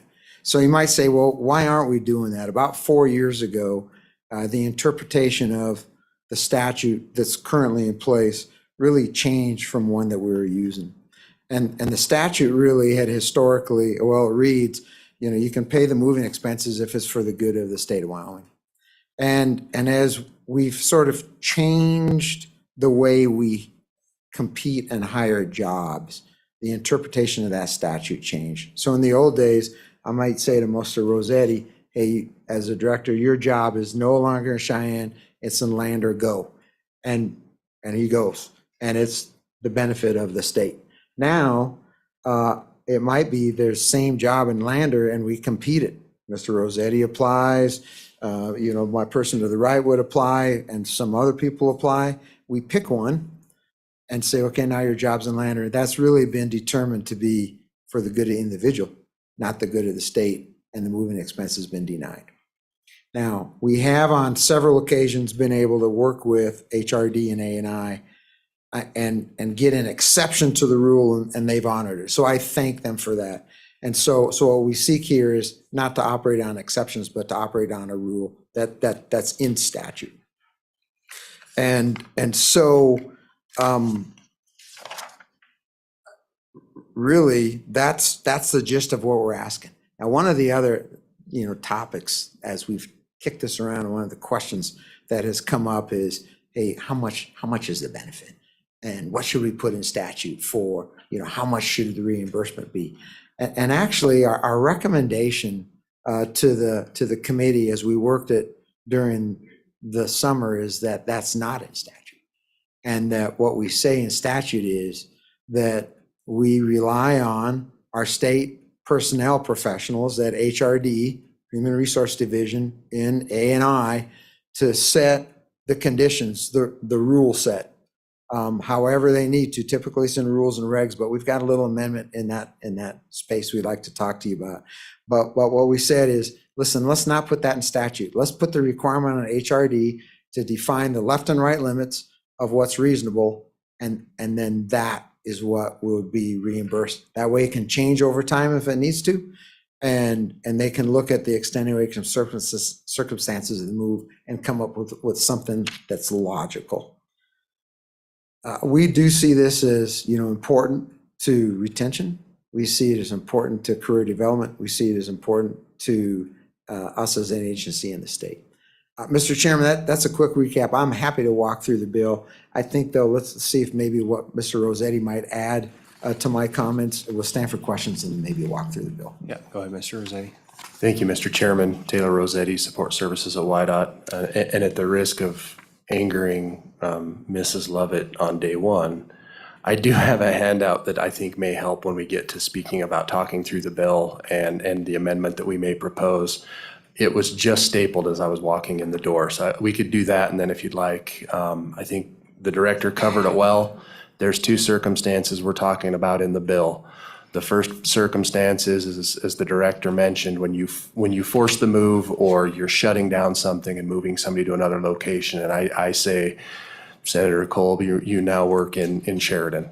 It's pretty clear we pay for that move. We shall pay for that move. But it's opening the door for the other circumstance where when we're recruiting and we're trying to get the best people into those positions, and Senator Kolb applies for that position, we'd still like to have that discretion to allow the director to make that decision, to be able to help him defray those costs. So those are the two situations that we're trying to deal with within the bill.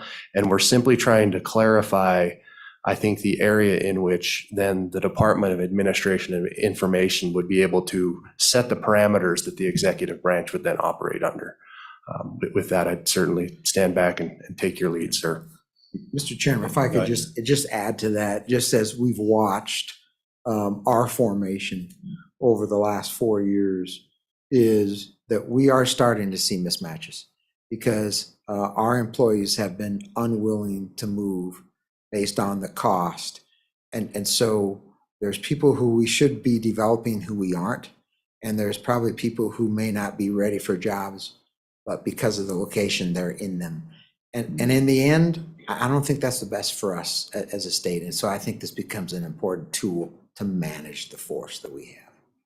Okay, I appreciate the testimony. Yeah, and feel free to, hand out whatever handouts you have as we take questions for the YDOT. And of course, we'll hear from A&I too and give us a chance to digest some of the information we're getting, hopefully. So any questions for YDOT committee?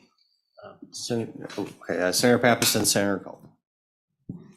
Okay, I not a question, just a comment from our discussion in the interim, just for those of you who weren't here. Number one, while this is YDOT, I just want to point to you that it's open to any agency. Okay, it's not just YDOT, and there's certainly other agencies that certainly this would apply to, and also the intent of this is to not only manage the force, but it really does, in my opinion, bolster the retention of our the very people, and these are highly qualified, highly trained individuals that if we didn't have this, we would be recruiting all the time, trying to find this talent. And typically when you do that, you find lower quality talent because they're younger folks that haven't matured yet. So I personally just wanted to make those comments because those were discussed in the interim. Thanks, Senator. Appreciate it. Senator Kolb. Thank you, Chairman Bonner. Just, I guess, what liability you're facing when you're paying for moving expenses? I mean, realistically, I saw that how I read household effects and such, but would that include a boat? That include things like that? And that's one. Like, what are we talking about? Average per move, and then secondarily, the difference. How many folks do you think you'd anticipate you'd be having moving around from state officials or state officers versus employees? What would you think the numbers per year would be as a, I guess, your best guess? Go ahead. Mr. Chairman, Senator Kolb, to your first question, I believe that the best answer to that question really is it's depending upon the parameters of the rule set that you set up. I think that there's a couple of ways you could do it. You could set a definition for what standard household goods are. That program could be set up that it might exclude a boat, right? It may include, the transport of only 2 vehicles and not a third. So it will really depend on how that program is set up. I think right now, when we've gotten the exception to do it, it's basically $5,000 of documented expenses. So it's whatever an individual pays a mover to move them. So if it's 4 boats, 3 cars, 2 llamas, and a chicken, and that totals $5,000 right now, that would be allowed. But it's really dependent, I think, on the program. Some of these programs are set on weight. We'll move up to 10,000 pounds of goods. So it'll depend on that, on what it would cover. I think to the second question about the number of times that we would utilize this in a year, I think in this past year, we've hired probably 7 positions that I could see where this would have been very beneficial to us to have as a tool. I think that that's probably on a heavier year, but I think anywhere between 5 and 10 for us at YDOT would be reasonable. And that's going to very much ebb and flow depending on, the workforce. But this year we've had multiple district engineers, multiple district construction engineers, several executive staff members, as well as moving around key individuals of the Highway Patrol.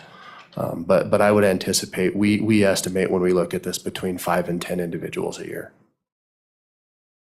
Senator Kolb, follow. And do you have any employment, requirements after you move them, or can they just quit you and run off and get a job somewhere else? Chairman Boner and Senator Kolb. Currently, we do put a clause in there that they need to stay with us for at least a year. And we've done that. I think it's good business, and that's just kind of what we worked out with A&I. Thank you. Thank you, Mr. Chairman. I just want to also point out that there's no appropriation to this, so it's coming out of the agency budget. And it's at the discretion of the agency head. So if it's really important, they're going to have to take it out of Hyde. So other things may not get funded because they need to have that personnel. That may be more important than, something else.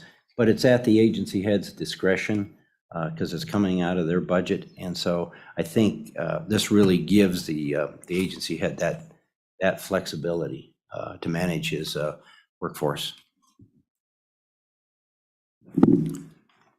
Okay, and so question based off that point, what will not get funded, in YDOT's case, I guess? What are you gonna take, as far as funding to, so what are you not doing, I guess, if you're gonna pay for these moving expenses? Mr. Chairman, I'll take the initial stab at that. It is a good question, and I think the approach that we typically take when we're looking at this is we generally view that as compensation, which on the legislative side would be the 100 series that you guys are all familiar with. And typically when you're doing this, that position has been vacant for a certain period of time. So you're really using money that's already been allocated towards probably that position or another vacant position to help fill that position. So you're using money that's already been appropriated to us in the same category. It's just going towards this bonus for that individual. Occasionally, we may have to delay by 30 days the hiring of another position to cover that, but that's how we would manage it internally at YDOT. Yeah, Mr. Chairman, I would just echo that. Where I go is I don't see anything we won't do. It comes out of our vacancy savings, and it is part of our management of the men and women that work for us. Okay, any further questions, Senator Kolb? Thank you, Chairman Boner. Is there any safeguards on reprisal for moving people around? Is obviously can be used as another tool. There's always two sides to every reason why somebody might move. So there could be a situation. I've heard of these things before where they could be some sort of reprisal. I guess I'd say that. Do you have an agency safeguard for that happening to an employee being shuffled around the state? And the reverse would happen. You could move them into a place they didn't want to be and they'd quit. That's kind of my question. Okay, go ahead. Mr. Chairman, Senator Kolb, that's a good question. I thought that's where you were going when you started it. As the director mentioned, in the recent history, at least the past 10, 15 years, and certainly the 6 years I've been in this position, we haven't force moved anybody. I think when a situation like that has occurred, it has been an instance where you may be taking some sort of personnel action and the person has to leave the location they're in because they'll no longer be in the position that's available there. And you're actually making the opportunity that you either leave employment or we do have an opportunity somewhere else. But we've never presented that as you must go here or we're firing you. It's more of a, we're going down the road of termination because of this, and this, but we have a vacancy here if you'd like to go there. So it's actually been more of a saving gesture for the individual rather than a forced issue. I do think with the level of vacancy that we're seeing in some of our occupations, it could really become feasible, I think, at some point in time that we would try to encourage some of our folks to shift around, especially on the law enforcement side. But I would rather have this tool in place so that we could encourage and cover it rather than do the forcing the issue. And that's really what we're trying to get to, is make this a useful tool for us rather than a stick. Senator Furphy. Thank you, Mr. Chairman. Let me ask this question. Are we giving you enough flexibility in this bill if you need to negotiate with a top-notch candidate about moving them and some of their stuff's going to be expensive to move?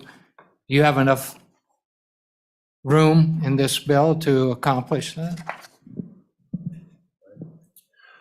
Mr. Chairman, Senator Furphy, I think as we've got a proposed here with the rules and regulations, that might be a little strict, and that's maybe one of the things when we get to speaking of the amendment we can talk to that might loosen that up a little bit.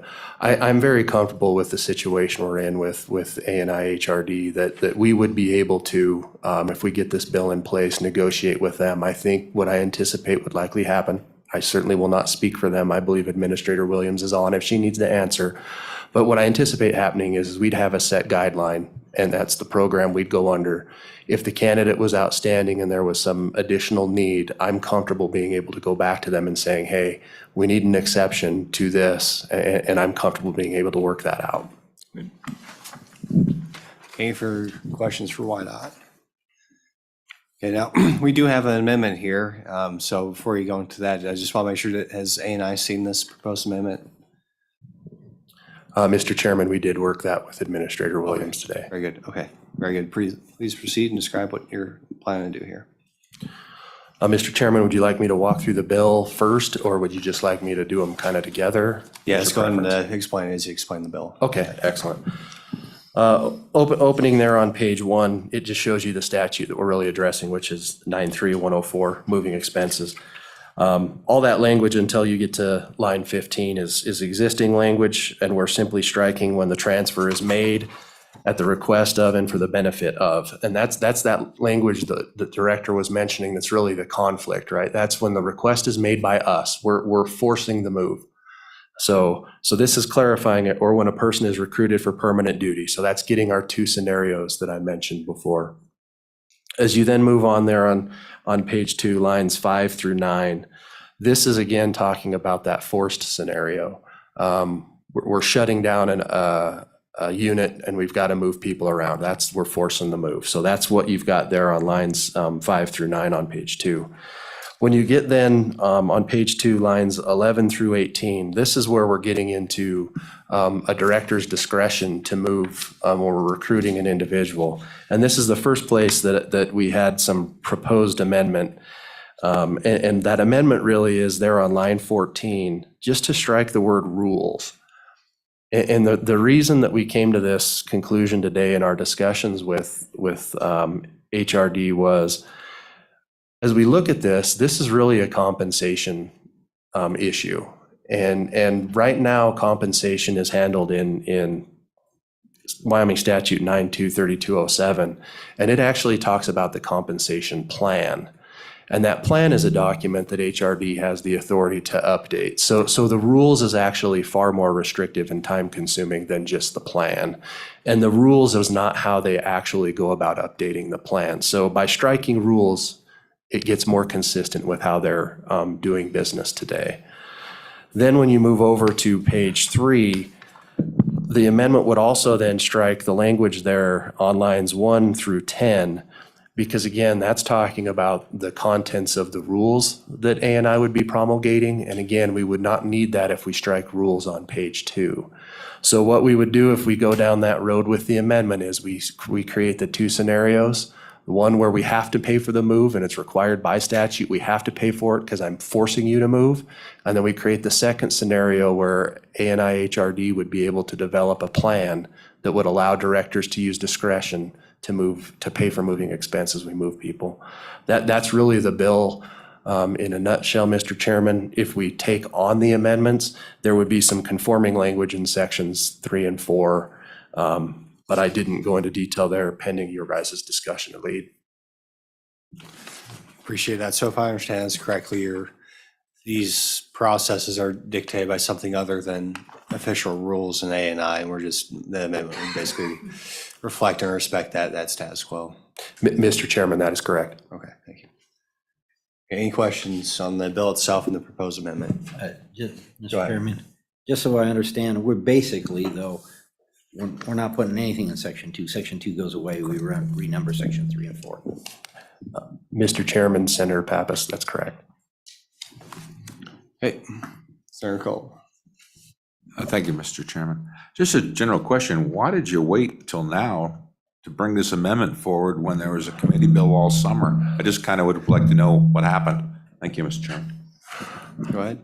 Mr. Chairman and Senator Cole, I think as we worked it, we were trying to make sure we had the reasonable sideboards on it. And in our world at WYDOT, it's generally the rules and regulations. And as I think as we worked it with Administrator Williams and Director Bach, that seemed reasonable.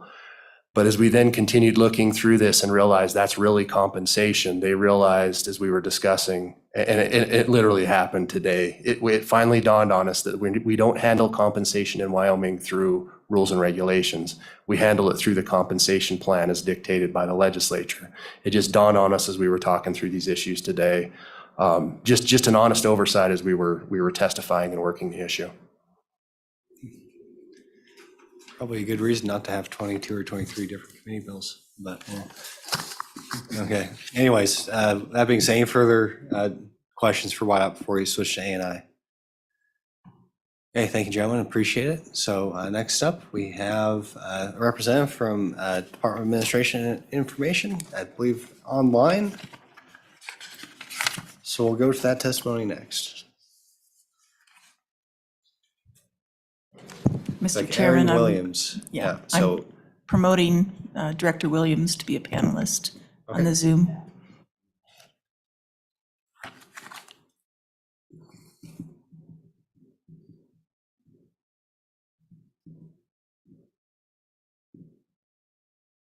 Chairman Boner, can you hear me? This is Administrator Williams. yes, we sure can. So we can hear you, but can't see you, but please proceed. Okay. And my camera is on, so I'm not sure if there's anything else I need to do.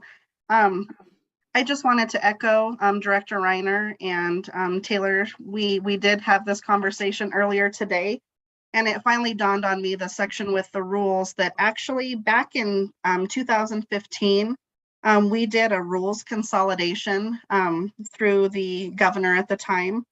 At that time, Chapter 5, our compensation section, we created the statewide compensation philosophy and the statewide compensation policy. And if you read that rule, Section 4, compensation adjustments, which is where moving expenses would fall, states in Section C that other types of comp adjustments may be implemented by the Human Resources Division based on identified needs. And so we already have that rulemaking authority in Chapter 5 of the compensation section. So for just ease of administering and getting this out to the agencies to begin implementing immediately, if that is the route you choose to go, actually administering that through policy, the compensation policy is the way to go. And as we appreciate the rule promulgating authority that this bill would offer, I don't feel that it's necessary in this case. Thank you for that testimony. Any questions for A&I? I have a more general one. Obviously, this applies to all of state government, as Senator Pappas pointed out. Have you had any feedback or discussions with any other state agencies as to how this may affect them or be a benefit to them? We serve on the Jobs Workforce Committee, and we have a lot of agency directors on that. And I think what we're really looking for with that committee and the Human Resources Division, with the recruiting and retention issues we have, is a toolbox that directors can use to recruit and retain for those critical positions. And we see this as a benefit that the agencies could utilize. Definitely, of course, based on their budget availability, of course. but it's a tool to recruit those hard to fill positions. Okay, thank you. Any questions, committee? Okay, I do appreciate it. Thank you for your testimony. We'll see if we need to come back to you, so don't go too far. So, okay, any, Chairman Bonner. yep, thank you. Any public comment? Mr. Winnie, come on down.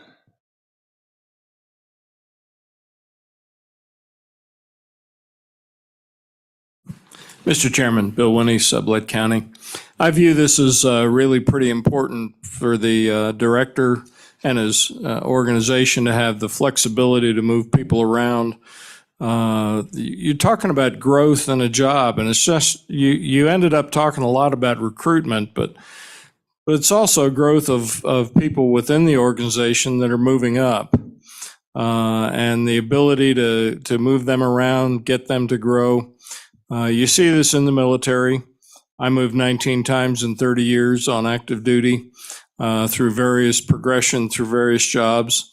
And Director Reiner needs the ability to do that. So the details are up to you, but I think it's pretty important, subject to your questions. Thank you. Thank you, sir. Any questions for Mr. Winnie? Okay, thanks for sticking around with us. Any further public comment? Anybody online? Okay, going once, going twice. Public comment is closed. Committee, what's your pleasure? Mr. Chairman, I move the bill. Moved by Senator Pappas. Seconded by Senator Brennan. Okay, any discussion? We do have a suggested amendment. Senator Pappas. I would like to offer that amendment, please. Okay. My amendment would be to, on page 2, line 14, strike the word rules. Strike lines 20, 21, and 22 on page 2. Strike lines 1 through 11 on page 3, and then renumber sections 3 and 4. Okay, very good. Thank you, Senator. Do we have a second? Okay. Okay. So any discussion on that amendment? Okay, seeing none, all those in favor say aye. Aye.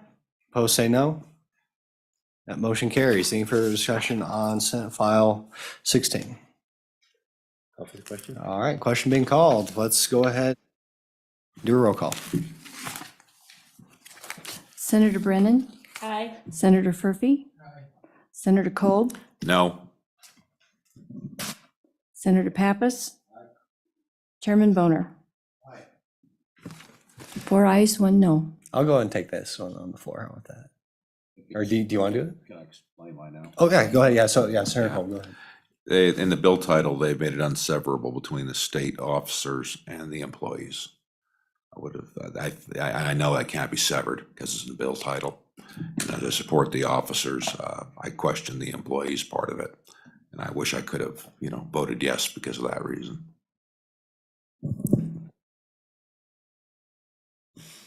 Okay, anything else for the good of the committee here today? All right, well, thanks, everybody. Appreciate it. I know 4 bills is a big lift, but we do have quite a few committee bills we need to get through. So with that, we are adjourned.